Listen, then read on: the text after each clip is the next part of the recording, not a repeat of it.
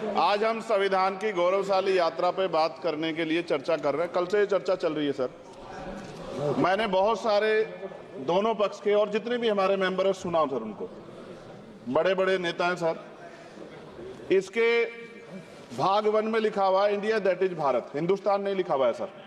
लेकिन सारे नेता संविधान पर चर्चा कर रहे हैं, लेकिन हिंदुस्तान ही कहेंगे, भारत कहने की हिम्मत नहीं जुटा पा रहे हैं। ये बड़ा सवाल है सर कि क्या संविधान के हिसाब से बात रखी जा रही है। मैं धन्यवाद दूंगा फूले साहू बाबा साहब अम्बेडकर को और मेरे नेता मान्यवर साहब श्री काशीराम को। 25 नवंबर 1949 को संविधान को सौंपते हुए डॉक्टर बाबा साहब अम्बेडकर ने कहा था कि 26 जनवरी 1950 को हम विरोधाभास भरे जीवन में प्रवेश करने जा रहे हैं। राजनीतिक जीवन में तो हमारे पास समानता होगी, लेकिन सामाजिक और आर्थिक जीवन में असमानता होगी।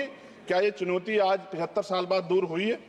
भारत ने 26 जनवरी 1950 को संविधान लागू होने के साथ खुद को एक संप्रभु लोकतांत्रिक और गणतांत्रिक राज्य होने का ऐलान किया। लेकिन सर उस समय संविधान की स्थिति ये थी कि जैसे गांव का कोई आदमी, मैं 50 की बात कर रहा हूं, वो 50 साल पहले शहर में आ जाता और बड़े लोगों की महफिल में चला जाता, उस जहां वो खाना खा रहे हो, और वो टेबल पे नैपकिन को खा के जो है ये कहता कि ये तो फीका, क्योंकि वो जानता ही नहीं था, वो समझता नहीं था संविधान को, संविधान है क्या। संविधान उसके लिए महज दस्तावेज था। ये जिम्मेदारी थी राजनीतिक दलों पे कि वो संविधान को व्यवहार में लेके आते। और इसके इतने सारे आर्टिकल हैं, अगर इनको व्यवहार में लाया जाता तो मुझे लगता कि आज देश बहुत बदल गया होता। बाबा साहब ने कहा था कि लोकतंत्र भारतीय भूमि का केवल ऊपरी पोशाक है। उनके अनुसार यहाँ की संस्कृति अनिवार्य तौर पर लोकतांत्रिक है।